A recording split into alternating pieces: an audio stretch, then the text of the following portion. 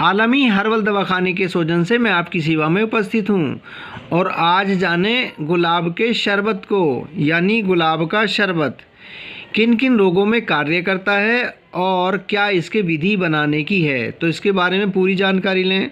सबसे पहले इसके बनाने की विधि जानें। बनाने की विधि है, गुलाब जल 1 सेर लें, चीनी 2.5 सेर लें और शरबत बनाएं।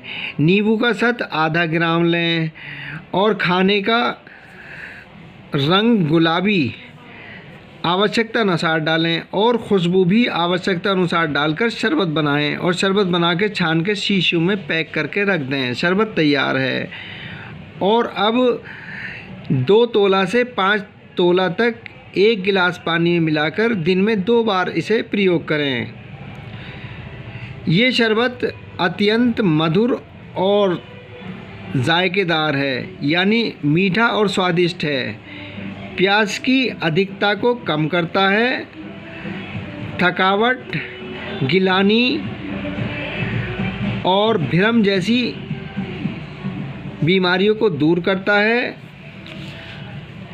पेशाब में जलन, मूत्रकृश, आँखों की जलन और आँखों की सुर्खी विकारों को दूर करता है।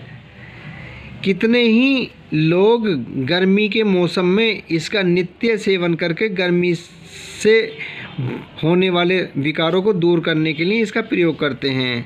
आप भी इसका प्रयोग कर लाभ उठाइए।